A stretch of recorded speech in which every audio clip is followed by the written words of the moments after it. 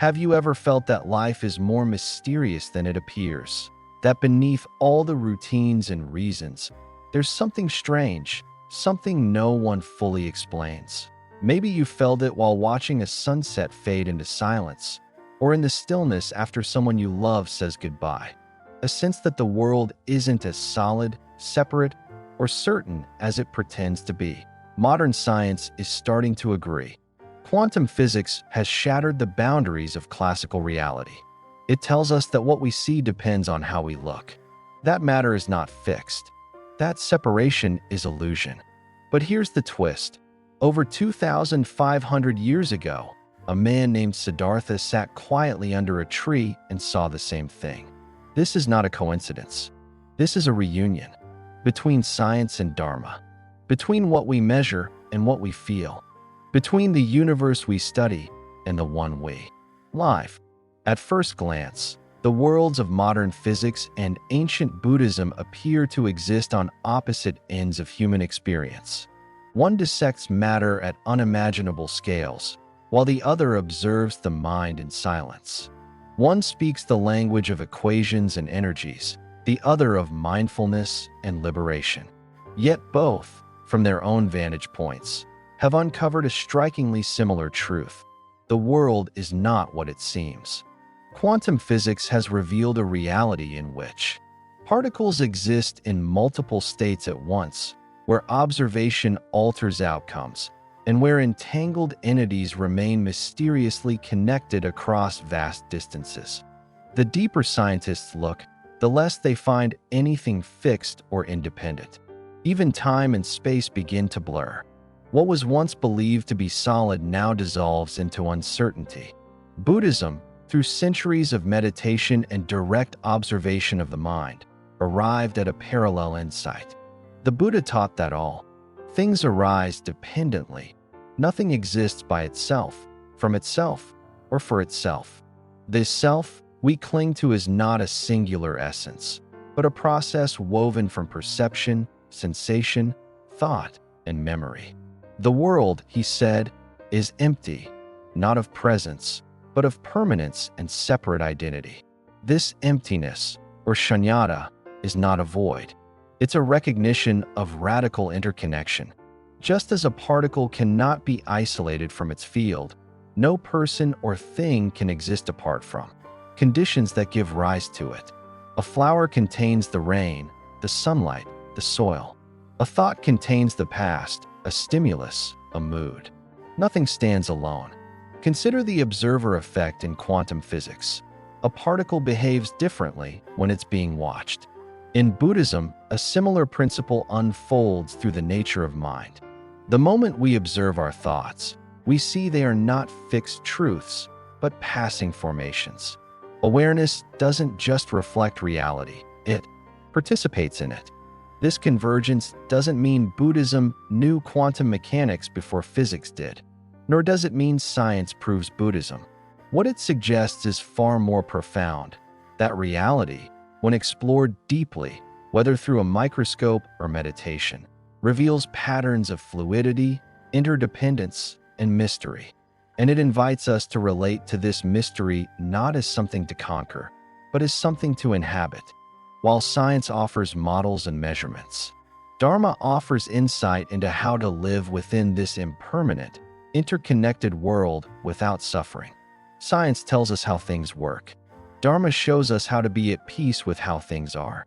This is where the reunion becomes meaningful, not just as an intellectual alignment, but as a way of seeing ourselves differently, of seeing the universe not as a collection of isolated objects, but as a symphony of relationships, not as a machine, but as a mirror that reflects not just the cosmos, but consciousness, not just the outer world, but our inner response to it.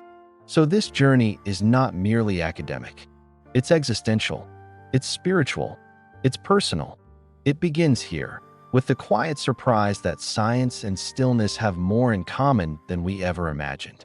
And as we walk this path together, part by part, we'll explore the deep resonances between quantum discoveries and Buddhist wisdom, not to blur the lines between them, but to illuminate what lies beneath them both.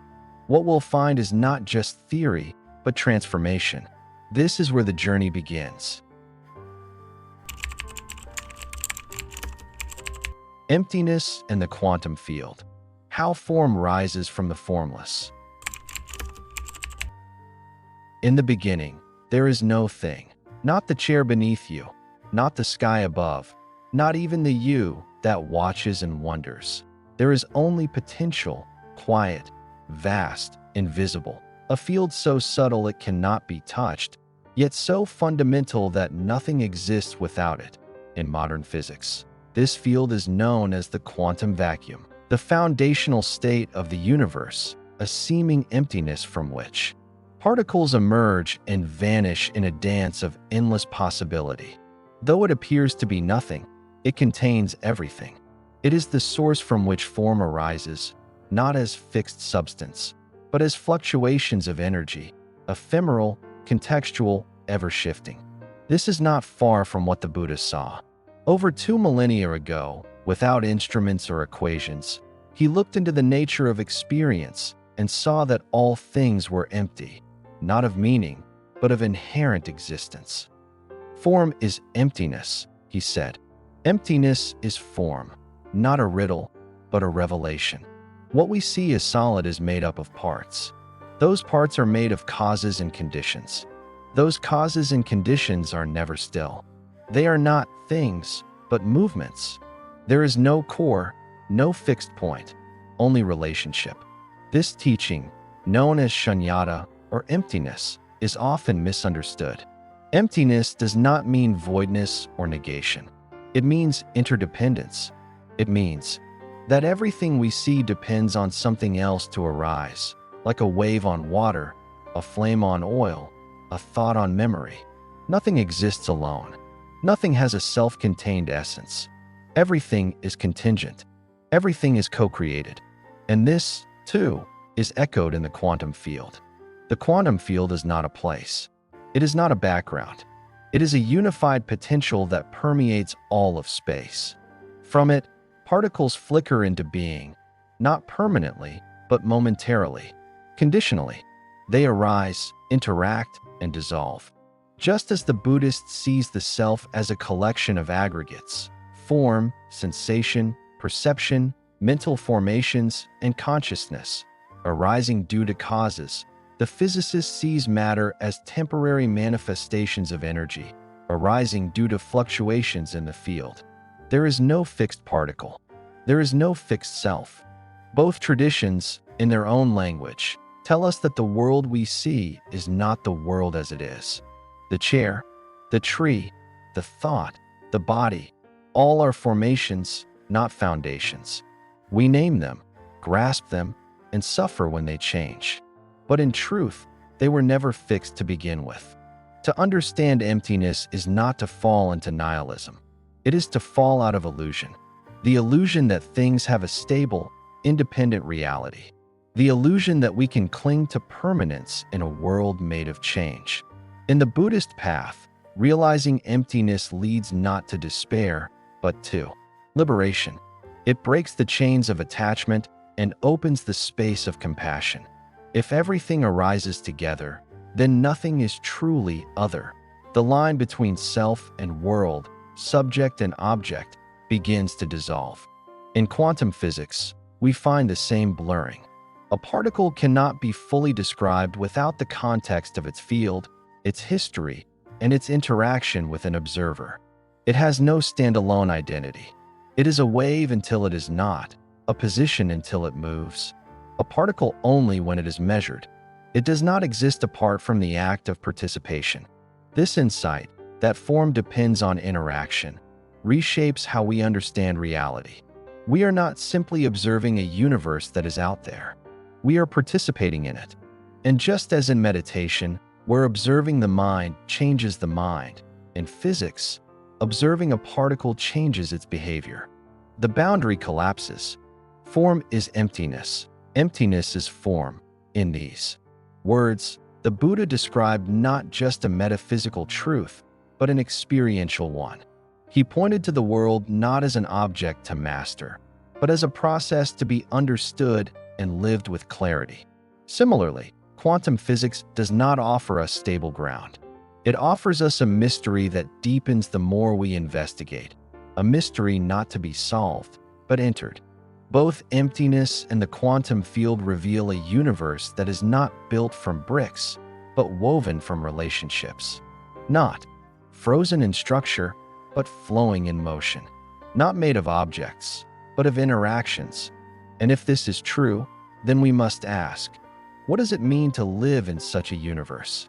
Perhaps it means learning to see not just the things around us, but the spaces between them. Not just the forms, but the emptiness that allows them to be. Perhaps it means no longer clinging to the illusion of fixed identities, ours or others. Perhaps it means shifting from control to cooperation, from grasping to grace. The quantum field and the Buddhist void are not just metaphysical curiosities. They are invitations. Invitations to look again, to see more deeply, to realize that the world is not made up of separate things, but of continuous arising, ceaseless interaction and profound interconnection. Emptiness is not the end of meaning. It is the beginning of understanding. And understanding emptiness, like understanding the quantum field, is not a conclusion, it is a doorway into a new kind of seeing, a new kind of being, one that no longer clings to form, but flows with it, one that meets the formless not with fear, but with awe. This is how form rises from the formless. And this is where the journey continues. Impermanence and uncertainty. Nothing stays the same. You know the feeling, that moment when something changes and you didn't ask for it. A relationship ends, a job disappears, a season shifts, almost without warning. And you wonder why it all can't just stay the same. But nothing does. Everything is in motion. Even when it looks still, the tree outside your window is aging. The thoughts in your mind are passing. Your body, your breath, your emotions, they all move, flow, transform. You are not the same person you were yesterday. You won't be the same tomorrow. The Buddha called this truth anicca, impermanence. It is one of the 3 marks of existence in Buddhist teaching. Nothing in this world is fixed, he said. Everything is subject to birth, change, and decay. The suffering comes not from change itself, but from our resistance to it. We want to hold on to youth, to love, to certainty. But we are grasping at waves with closed fists. And the tighter we hold, the more we suffer. Modern physics, in its own language, tells the same story. The Heisenberg uncertainty principle reveals that the more precisely we know one aspect of a particle, its position, for example, the less precisely we can know another, like its momentum. There is a built-in limit to certainty, not due to faulty tools, but as an intrinsic feature of reality itself. In the quantum realm, certainty evaporates. Everything becomes a dance of probabilities. Particles exist in a haze of potential, not as solid points. The moment we try to pin them down, they move. The act of observation itself disrupts their behavior. Stability, it seems, is an illusion, and yet we crave it. We build lives around schedules, identities, and expectations. We draw borders in our minds. This is who I am. This is how things should be. This is what must never change. But life doesn't honor those borders. It flows through them, and the more we expect it to stay still, the more it pulls away. The Buddhist path doesn't offer escape from impermanence. It offers wisdom through it. It teaches us not to fear change, but to understand it as the very nature of reality. The lotus blooms and fades. The breath comes and goes. Joy arises and passes. So does sorrow. Everything moves. When we truly see this, something shifts. Inside us, we begin to loosen our grip. We stop chasing the illusion of permanence. And in doing so, we begin to find peace, not in control, but in clarity. Quantum physics, too, invites this clarity, not emotional, but conceptual. It shows that the world at its deepest level is not governed by predictable laws alone, but by uncertainty, interrelation, and emergence. The universe is not a rigid machine. It's a living mystery. And in that mystery, we're not just spectators. We're participants. When you sit quietly and watch your thoughts, you notice how they rise and fall like waves. One appears, then another, then silence. You cannot predict the next thought, nor can you hold on to the last. The more you observe, the more you realize how little control you truly have. And yet, paradoxically, this brings a kind of freedom. In uncertainty, there is space. In impermanence, there is possibility. What if we stopped fighting the flow and started listening to it? What if we allowed life to be change, instead of demanding that it be safe, certain, and fixed? Maybe then, uncertainty wouldn't be terrifying. It would be sacred, because uncertainty means openness. Impermanence means potential. If things cannot stay the same, then suffering cannot either. If we are not fixed, then we are not doomed. We can grow. We can transform. We can begin again. This is not passive acceptance. This is powerful awareness. Both the Buddha and the quantum physicists show us there is no final answer, no fixed point of arrival. There is only presence in the unfolding. Wisdom is not the end of change, but intimacy with it. And in that intimacy, we may discover something deeper than security, something alive, something real, something unshakable, even in a shaking world. Not a place where nothing changes, but a way of being that changes gracefully.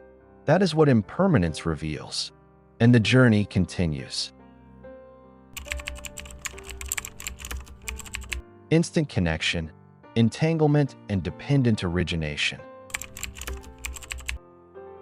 Have you ever thought of someone only to receive a message from them seconds later, or walked into a room and immediately sensed tension before a word was spoken? Science may call it coincidence. Spirituality calls it intuition, but deep down, we all know this. Connection often runs deeper than we can explain.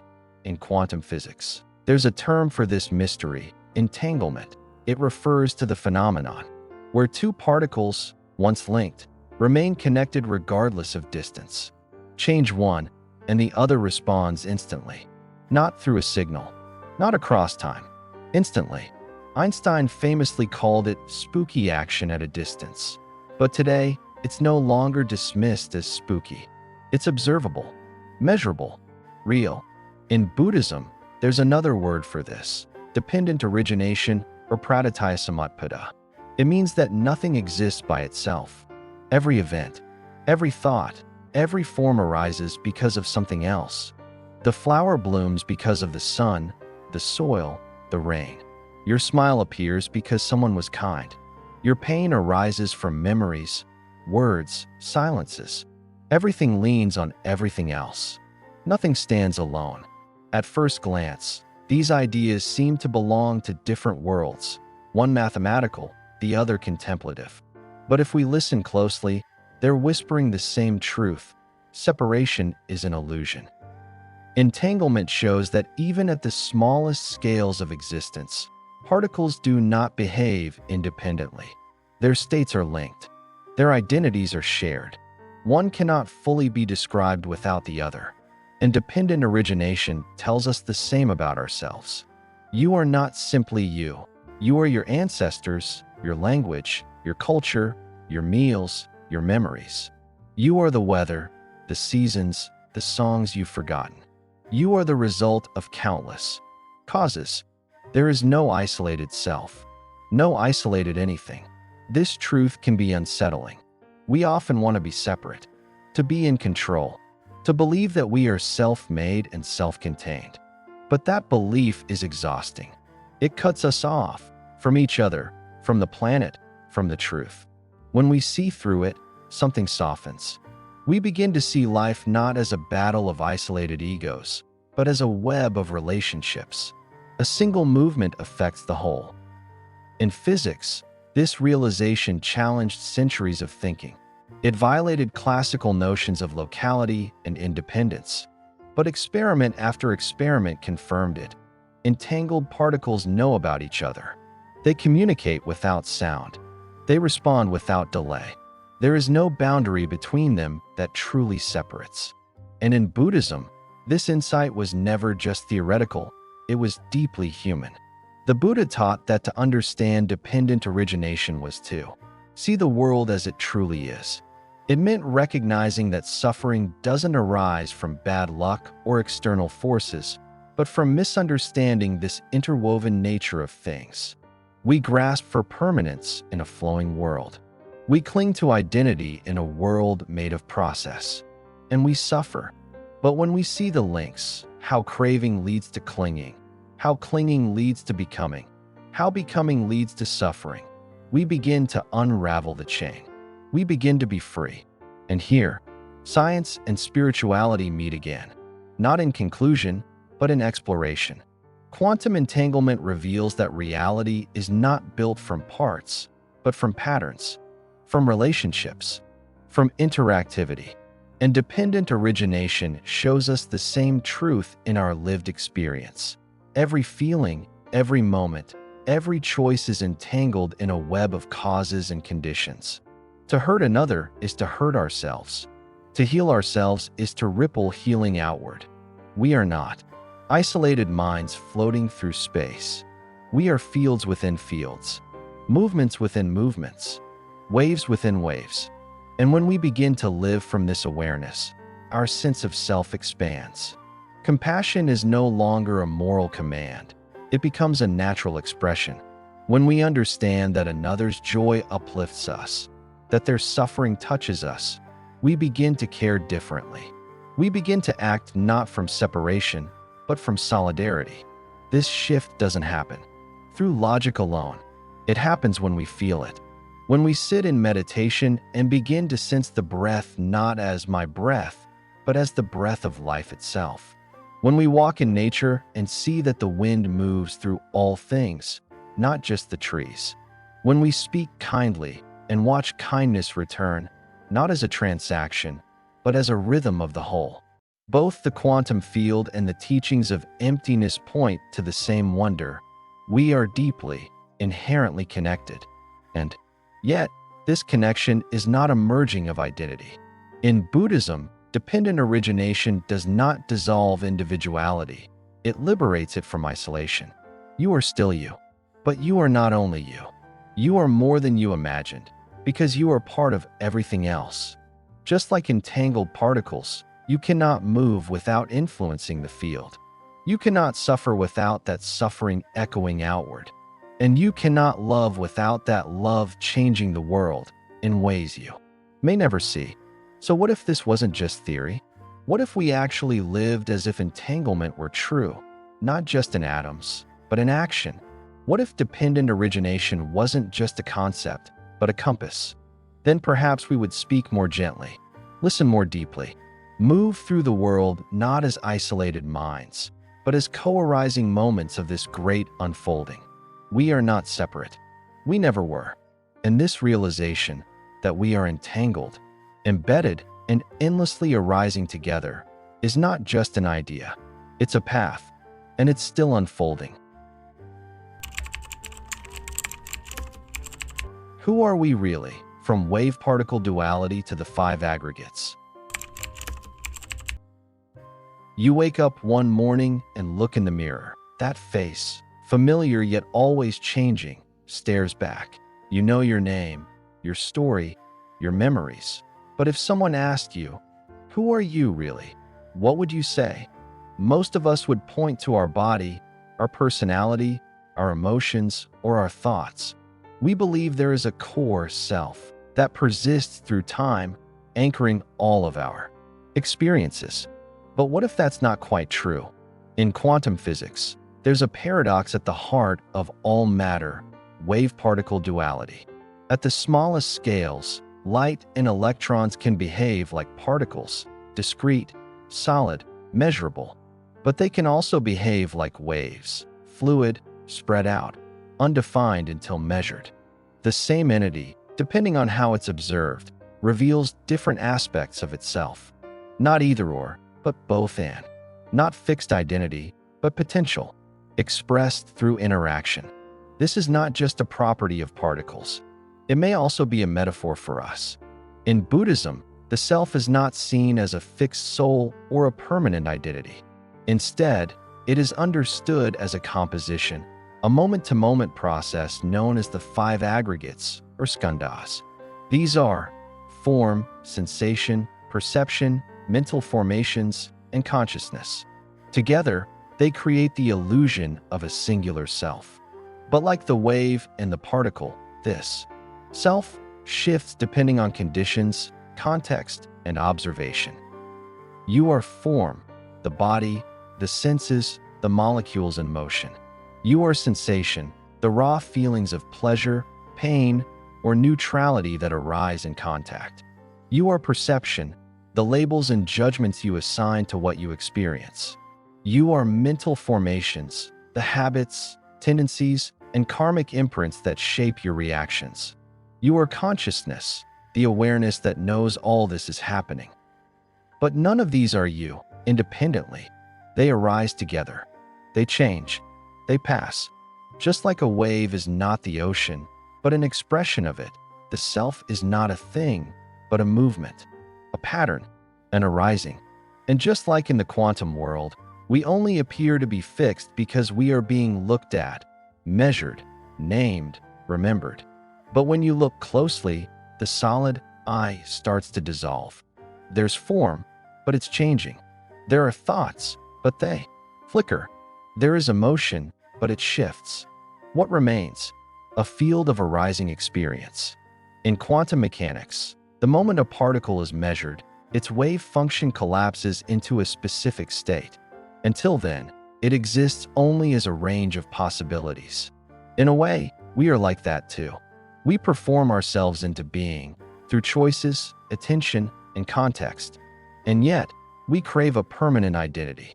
We say, "This is who I am," not realizing that who I am is always in motion, always dependent on the observer, whether others or ourselves. This insight can feel destabilizing at first. If there is no solid self, who's living this life? Who suffers? Who loves? Who awakens? But in Buddhism, this is not a problem. It is the doorway to freedom. Because if the self is not fixed, then it is not confined. If you are not a thing, then you can't be broken. If your identity is fluid, then it can evolve, soften, open. You are not locked into old patterns. You are not condemned by your past. You are not the trauma, the shame, the mask. You are the space in which these things arise and pass. The Buddha did not teach no self as a negation, but as an invitation. An invitation to stop clinging to the idea of a permanent me and start experiencing life directly, without the filter of self-concept. In that space, there is clarity, there is compassion, there is peace. The more we identify with the aggregates, body, thoughts, emotions, the more we suffer when they change. We say, "I am my body," and age becomes terrifying. "I am my thoughts," and every doubt becomes a threat. "I am my feelings," and every sadness feels like failure. But when we see that these are not the self, just parts in a process, we gain perspective. We stop drowning in the waves and start watching the ocean.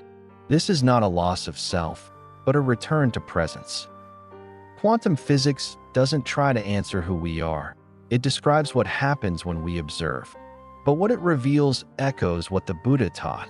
That observation changes the observed. That identity is not an essence, but an emergence. That the more we try to pin down what something is, the more it slips into mystery. And perhaps that's the point. To stop trying to define ourselves and start learning how to be. Who are we really? Not a fixed point, but a flowing presence. Not a noun, but a verb. Not a self, but a stream. And in that stream, there is no one to hold, nothing to fear, and everything to understand. The journey continues. The mind shapes reality. observer effect, and Buddhist awareness.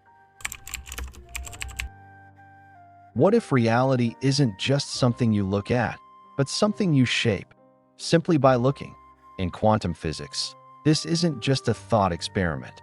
It's an observable fact. At the subatomic level, particles behave differently depending on whether or not they are being observed. The mere act of measurement collapses a wave of probabilities into a single outcome. Before that moment, the particle is not in one place. It is in all possible places. But when the observer steps in, the potential crystallizes into something definite. This is known as the observer effect, and it has startled physicists for decades. It raises deep questions about where the boundary lies between object and subject, between the world out there and the one inside your awareness. In Buddhism, this question has been alive for centuries, not in the lab, but in the silence of meditation halls and the intimacy of self-inquiry. The Buddha didn't speak of electrons, but he understood that the mind doesn't passively receive reality, it constructs it. What you see, what you believe, what you fear, what you desire, all of it colors your perception. You don't simply experience the world, you interpret it, moment by moment, through a lens shaped by karma, habit, memory, and attention. And just like in the quantum experiment, when you look more closely at your own mind, something changes. Awareness itself becomes the catalyst. Sit for a few moments and observe a thought as it arises. Notice how it comes seemingly from nowhere, sparked perhaps by a sound, a memory, a flicker of emotion. Now notice how, simply by becoming aware of that thought, it begins to dissolve. The grip loosens. It passes. You didn't have to force it away. You only had to see it clearly. This is mindfulness in its purest form. Seeing without clinging, noticing, without judging. And in that simple act of awareness, the internal landscape shifts. The thought was real, but only conditionally. Your attention brought it to life, and your awareness let it go. In this way, consciousness becomes more than a receiver. It becomes a co-creator. Both science and Dharma suggest that reality is not something solid and out there, waiting to be discovered like a fossil in the ground. It is participatory. It arises in relationship with the field, with the mind, with the act of seeing. And if this is true, then every moment becomes more than observation. It becomes creation. The observer is not separate from the observed. There is no sealed boundary between me and what's happening. Instead, there is interdependence. There is flow. In Buddhism, this is explored deeply through the teaching of Namarupa, name and form. What we call reality is built through the interplay of perception, naming, and physical form. Consciousness leans on form to arise, and form is recognized through consciousness. They dance together, creating the world we move through. But once we see the dance, we are no longer bound by it. We can choose how to respond.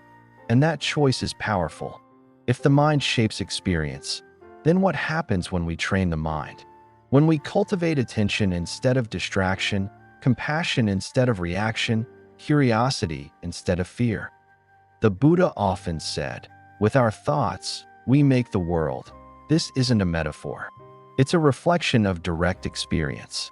If you walk through life believing people are hostile, your mind will find evidence of hostility. If you walk through life expecting kindness, you'll begin to notice it. The world may not change, but the lens through which you see it will. This is not to say that reality is just a dream or that external events don't matter. It is to say that perception is active, not passive, that awareness has agency, and that what we bring to the moment, our clarity, our stillness, our presence, affects what that moment becomes. In quantum mechanics, the question still lingers: does consciousness collapse the wave function? Some interpretations say yes, others say maybe. But what's striking is how close the language has come to what Buddhist contemplatives have known through direct insight, that awareness is not outside the system, it is part of it. In your own life, this is not just theory. Think of a time when you paused before reacting, when, Instead of snapping, you breathed. In that tiny space of mindfulness, reality shifted. The same event, seen through a different quality of mind, led to a different outcome. Now imagine living from that space, not once in a while, but moment to moment. Not to control reality, but to meet it wisely. This is the heart of Buddhist awareness. Not to escape the world, but to see it more clearly. Not to chase bliss, but to wake up. The mind shapes reality, not by magic, but by presence. And the more presence we bring, the more the habitual illusions begin to dissolve. The illusion of separateness, the illusion of permanence, the illusion of me as something solid and untouchable. What remains is not emptiness in the negative sense, but a spaciousness full of possibility, a quiet mind that meets each moment as it is, without distortion, without resistance. And in that meeting, something opens. Not the universe outside, but the awareness inside. This is not a concept to believe in. It is a practice to return to, again and again. Because the question isn't whether the observer shapes reality. The question is, what kind of observer do you choose to be? And from here, the path continues. 2 ways of seeing, 1 deep truth. There are 2 ways to see the world. One through the eyes of science, sharp, precise, curious. The other through the lens of inner silence, wide, intuitive, still. At first glance, they seem to lead in opposite directions. One measures, the other meditates. One dissects, the other dissolves. But when followed to their depths, they begin to reflect each other like twin mirrors facing the same mystery. Science asks, what is this made of? Buddhism asks, who is the one perceiving it? And somewhere between those questions, something remarkable happens. Not a collision, but a convergence. Quantum physics tells us that particles are not fixed things, but probabilities, waves of potential that become real through interaction. The moment we observe, reality changes. Our presence matters. So too in Dharma, the world is not made of things, but of relationships. The self is not a solid core, but a process unfolding through conditions. When we are mindful, the mind changes. When we bring awareness, suffering begins to unravel. Both ways of seeing start from different points, but arrive at the same truth. Everything is interconnected, impermanent, and ultimately empty of fixed identity. Science shows this in the language of equations and fields. Buddhism reveals it in the language of insight and direct experience. But the core message is the same: reality is not what we think it is. The classical view of the universe, of things with borders, objects with essence, events with certainty, has cracked under the pressure of quantum discoveries. And the ego-centered view of self, of me as separate, stable, and in control, has cracked under the light of contemplative awareness. Both systems reveal something radical. The world is made not of things, but of process. And yet, each tradition brings something the other lacks. Science gives us precision, technology, prediction. It helps us build bridges, decode genomes, send signals across galaxies. But it doesn't tell us what to do with heartbreak, or how to face death, or how to find peace in the middle of chaos. Buddhism gives us tools of the inner world: mindfulness, compassion, clarity. It shows us how to suffer less, how to love more, how to wake up. But it does not describe electrons or curvature of space or magnetic resonance. What's beautiful is that these 2 perspectives don't cancel each other out. They complete each other. Like 2 wings of a bird, they can lift us toward a fuller understanding, not only of the universe, but of our place within it. And perhaps even more than understanding, they offer wisdom. Wisdom is not just knowing how something works. It's knowing how to live with it, how to walk gently through uncertainty, how to be still amid flux, how to meet the unknown, not with fear, but with grace. In that way, quantum physics and Dharma both invite us to let go of rigid thinking, of false certainties, of clinging to solid ground. Because there is no solid ground, only movement, only change. But within that change, there is awareness. Within that flux, there is choice. And within that awareness and choice, there is a different kind of stability, not the kind that resists change, but the kind that rides it. You can see the world as separate or as one. You can approach it through data or through silence. You can think of yourself as an object in space or as a wave of unfolding experience. Both are true, both are partial, and both, when held together, become something more. So perhaps the deepest insight is not in choosing one way of seeing over the other, but in realizing that truth is large enough to hold both. That the cosmos is not just a machine of matter, nor only a dream of mind, but a living dance of interaction, measured from the outside, felt from within. Two ways of seeing, one deep truth, and that truth is not an answer. It's an opening. Nothing stands alone, living in an interconnected universe. Take a breath. That breath is not just air. It is the exhale of trees, the memory of oceans, the byproduct of stardust. It connects you to the wind outside your window, to the lungs of every creature alive, to the rhythm of a planet quietly turning. You are not breathing alone. You never were. Modern science confirms what ancient wisdom has long taught. Everything is connected. Every particle is part of a field. Every living being part of a vast ecological web. Every action, seen or unseen, ripples outward, touching the whole.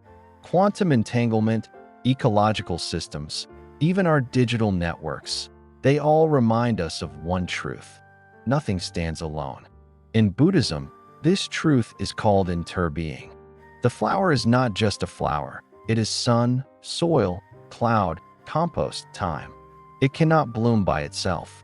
Just as you cannot exist without your parents, your culture, your food, your teachers, your failures, your joys. Everything arises together. Everything leans on everything else. And yet, we forget. We live as if we are separate, as if our choices are private, as if our suffering is isolated. We build walls between nations, between neighbors, between parts of ourselves. We draw lines around identity, around ideology, around what we think we know. But these lines are imaginary. They divide, but they do not define. Because underneath them all, the truth remains. We are not fragments. We are expressions of one unfolding whole. In the quantum world, this wholeness is not poetic. It is physical. Particles once entangled remain linked, regardless of distance. What happens here affects what happens there. Observation in one place can influence reality in another. And this isn't philosophy, it's physics. In our daily lives, the same principle applies. A kind word spoken at the right time can shift someone's entire day. A decision made in silence can echo through generations. The food you eat affects the land. The breath you take reflects the air. Your peace or your pain adds something to the collective field we all share. This is not meant to be overwhelming. It is meant to be awakening. Because when you realize nothing stands alone, everything becomes sacred. The ground beneath your feet, the stranger beside you, the moment you're in. All of it interconnected, alive, and speaking, if only we slowed down enough to listen. Buddhist practice invites us into this listening. Through mindfulness, we begin to see the patterns that link us. Through compassion, we soften the boundaries that divide us. Through insight, we begin to live less from the illusion of me and more from the reality of we. And this shift is not just personal. It is planetary. The crises we face, climate change, inequality, disconnection, are not isolated problems. They are symptoms of forgetting. Forgetting that we belong to each other. Forgetting that what we do to the earth, we do to ourselves. Forgetting that no thread can be pulled without tugging the whole fabric. To remember is to return. Return to relationship. to responsibility, to reverence. Science shows us the structures. Buddhism shows us the heart. Together, they don't just tell us that we're connected, they help us feel it, not as a concept, but as a living truth, not as a burden, but as a blessing. Because when nothing stands alone, you are never truly alone. You are supported, you are surrounded, you are part of the vast, dynamic, interdependent miracle of life. And from that place, you can live differently.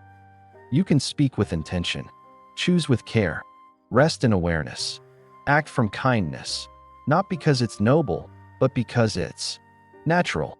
When the illusion of separateness falls away, compassion arises not as a virtue, but as a response. The universe is not asking us to be perfect.